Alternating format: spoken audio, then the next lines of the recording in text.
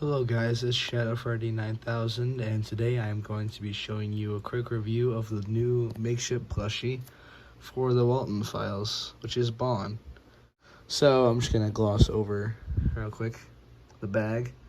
Here's the back. I don't know any of these because I don't know nothing about Makeship. Well, any of the characters, but yeah, there's their logo and it comes just in this bag.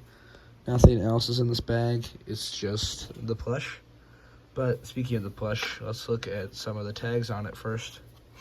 So here is the official Makeship product tag. It shows the number made, which was 4,356. And then on the back, it just shows its official Makeship product with this little fancy thingy. And the Walten files, and that's when it was originally funded. Then here we have the Makeship tag, which looks pretty good. Kind of feels a little more flimsy though. And then hand wash, warm, are cool only. All materials, they're all new. Yep, it's made in China. And then the don't give it to anyone, that's 0 through 3. And some other random logos for stuff, whatever those mean.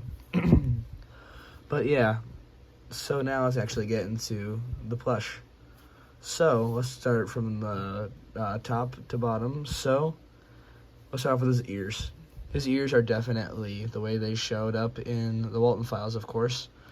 Martin Wallace kind of has a style of making the ears kind of just flop down, which is the opposite of like Bonnie from Five Nights at Freddy's. So it's definitely interesting, nice contrast. And if you try to make the ears straight, they will just kind of look like this. That's because the ears are just meant to be floppy, because that's the way they always were in the Walten files. Anyways, so next we got the eyes, and they definitely look derpy, especially with his mouth. He's a very odd face, but it still looks pretty cool. He has the green pupils right there, and his eyelids are a slightly different color than the rest of the material, and he has big saggy eye holes, which definitely kind of makes it look slightly more scary, I guess. He has a paper thin nose and a massive muzzle, like, oh my god. Anyways, I don't know, I probably would have preferred this to be just a teeny bit bigger, but I think this probably fine as is. He's got his cheeks, they just kind of stick out on both sides like so. And then we go down to his teeth, and this is gladly not printed.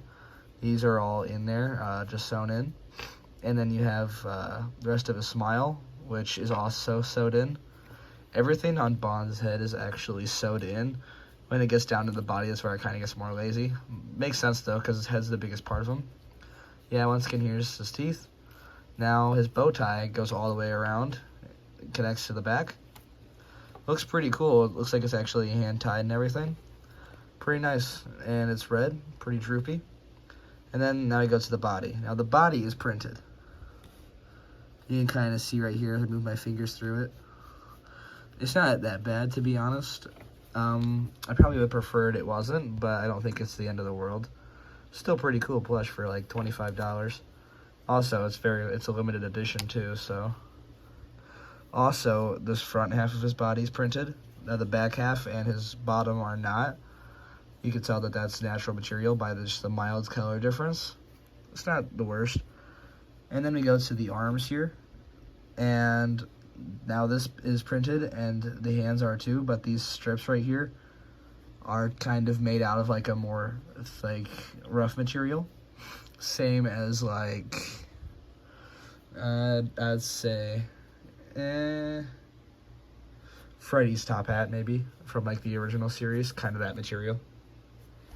Okay. Oh, Freddy fell. Anyways, so then we go down to the feet. And once again, this mostly printed right here. You can obviously tell right here. His toes are made out of that kind of thin felt. And he does have some printing right there for like 3 endo lines. Now, something that I did notice is that for here, his arms are segmented properly, but his entire legs are endo for this, which I suppose isn't really the worst. It kind of makes sense, but it's just something I noticed. Anyways, so yeah, that's really it for Bond himself. let's get on to some comparisons once he stands.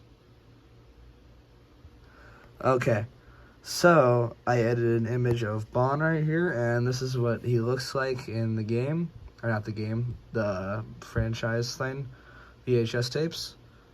I'd say pretty good job. Now, sitting this guy up is pretty, like, it works, but you have to find just the right area. Okay, then let's get Freddy over here for the mascots of each of these series. Overall, pretty cool.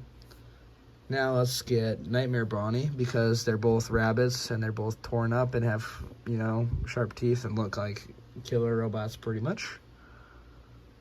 Pretty cool. And then lastly, I have an action figure comparison. Well, actually, this is almost last. I have these two. But here I have an action figure comparison. Here is Radioactive Foxy from the new AR wave right here. Yep. Okay. Now I'm going to be showing this next to some Lego things I've been working on. Now this is Rocket from the Walten files. I've had this guy done for quite a while. I've just been kind of doing minor add-ons, but figured I'd do a comparison right here. Yeah, he's about the scale. Alright, and then we have my new work in progress, which I just started like a week ago. Bond the Rabbit from the Walten files. So, overall, yeah, you can definitely tell this is the same character. I still got to work on some things for my Lego, but otherwise, yeah. So yeah, that was my review on the Makeship Bond, and overall, pretty good plushie. Now, if Martin Wallace decides to do any more of these, he probably would do the main cast, but I think it would make more sense to do Rocket, because he's an actual doll in the Walten files, you know? Like, he's a doll, or at least a plushie. So I think it would make sense if they did that, to be completely honest. And I'm totally not saying that because Rock is my favorite character. Nope, not at all. It's no biases here. Definitely. But yeah, that's my review on the Makeship Walten Files Bond, and see you guys later.